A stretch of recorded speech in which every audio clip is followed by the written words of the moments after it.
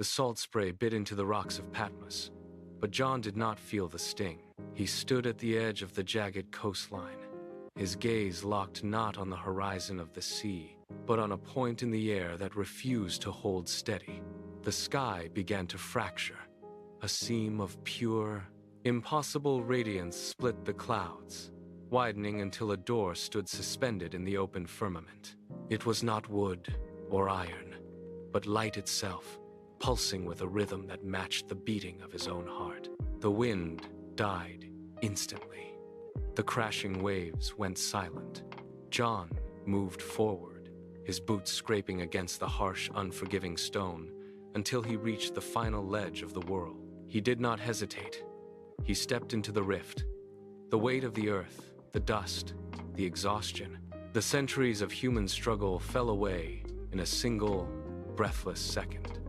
He crossed the threshold. The transition was absolute. He emerged into a space where shadows could not exist, standing before a throne of blinding, singular brilliance that filled every corner of his vision. The earthly shore was gone, replaced by the epicenter of all creation. The brilliance of the throne did not burn, it revealed.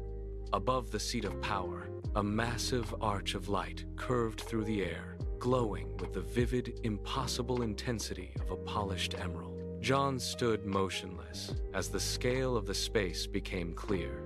Beneath his feet, the ground was not stone or earth, but a surface of hardened, transparent glass. Around the perimeter of the throne, 24 seats were occupied by figures who moved with a singular purpose. One by one, they stood. They reached up, lifted heavy gold crowns from their heads, and cast them down. The crowns struck the glass floor with a resonant, metallic chime that echoed into the vastness. They fell to their knees simultaneously, their movements precise and rhythmic. Then, the sound began. It was not a single voice, but a collective roar that vibrated through the floor and into the very air. It was a thunderous, unceasing proclamation. Holy, holy, holy is the Lord Almighty. The sound built layer upon layer, filling the expanse until the air itself seemed to vibrate with the sheer weight of the chorus. John watched the elders, his own presence forgotten in the face of the overwhelming majesty that defined this space. The vision expanded, pulling John's gaze toward the horizon of this celestial realm. The vast space transformed. A city rose in the distance, structured with geometry that defied terrestrial logic. Its walls spanned the expanse, built from material that shimmered like gold under a light without a sun. 12 massive gates stood at the perimeter, each forged from a single polished pearl that caught the brilliance of the environment. Beneath the city, foundations of layered precious stones pulsed with inner color, anchoring the structure to the glass-like floor. John watched as the atmosphere shifted. Figures emerged from the periphery, their faces marked by the long, deep lines of history. He saw the transition in real time. A hand reached out, brushing against a cheek, and the moisture of a tear vanished. The lines of grief smoothed.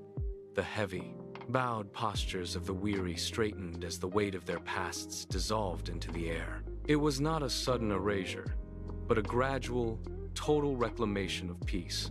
The tension that had defined their lives evaporated, replaced by a profound, static stillness.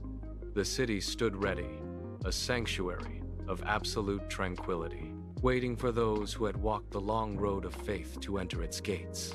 At the heart of the Golden City, the light intensified, drawing all eyes toward a single point. Jesus stood at the center, the focal source of the radiance that bathed the entire realm. He stood, with arms open, a posture of invitation that reached across the vast gathering. People from every nation, language, and tribe moved toward him, their steps light, their faces free from the strain of their former lives. As they entered his presence, the last remnants of fear fell away like shed leaves. Death held no place here. It was absent, replaced by a life that pulsed with constant, vibrant energy. The gathered crowd, did not stand idle.